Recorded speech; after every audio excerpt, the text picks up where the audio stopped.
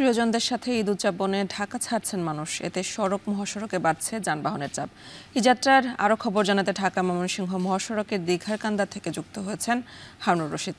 হারুন, মহাসড়কের পরিস্থিতি এখন কেমন দেখছেন? এছাড়া ঈদ যাত্রা নির্বিঘ্ন করতে পুলিশ প্রশাসনের পক্ষ থেকে কি পদক্ষেপ নেওয়া হয়েছে জানাবেন।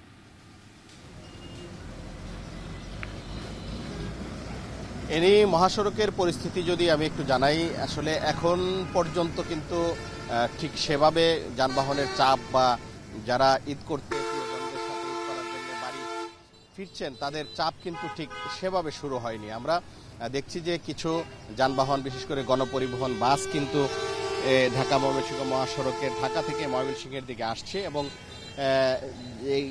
যে বাসগুলো ভোর ৫টার আগে ঢাকার যে মহাকালী বাস টার্মিনাল ছেড়েছে সেই বাসগুলো কিন্তু এখন আসতে শুরু করেছে।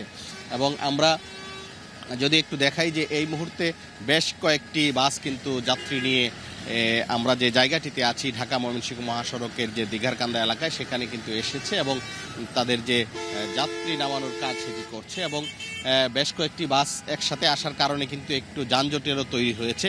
আমরা কিছুক্ষণ আগেই এই জায়গাটিকে ফাঁকা দেখেছি, কিন্তু এখন একটু যানবাহন চাপ বাড়ার কারণে কিন্তু এখানে যানজটের তৈরি হয়েছে। আমরা দেখছি যে সাধারণত গণপরিবহনে যেমন যাত্রীরা ঢাকা থেকে আসছেন, ঠিক একইভাবে কিন্তু ব্যক্তিগত পরিবহনে কিন্তু প্রচুর মানুষজন আসছেন। অর্থাৎ সকালবেলায় মহাসড়ক ফাঁকা থাকার সুযোগটি কিন্তু নিয়েছেন। আমরা দেখছি যে প্রচুর প্রাইভেট কার, মাইক্রোবাস সহ বিভিন্ন যানবাহনে করে কিন্তু মানুষ ঈদ করার জন্য বাড়ি ফিরছেন। এবং আমরা কয়েকজন যাত্রীর সাথে কথা বলেছিলাম, তারা যেটি বলেছেন, যারা সকালে রওনা দিয়েছেন বা ভোরে রওনা দিয়েছেন তারা কিন্তু একেবারেই স্বস্তিতে ফিরতে পারছেন।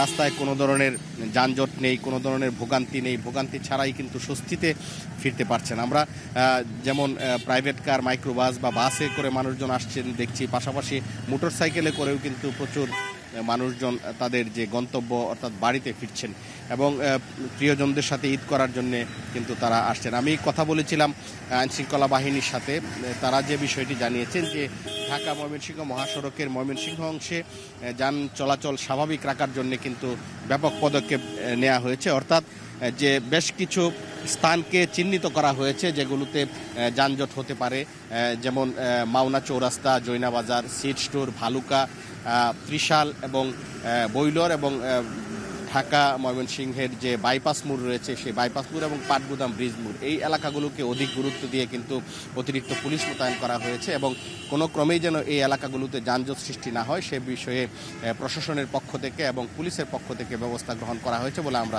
জানতে পেরেছি। তো এই ছিল আমার কাছে ঢাকা ময়মনসিংহ মহাসড়কের সর্বশেষ পরিস্থিতি।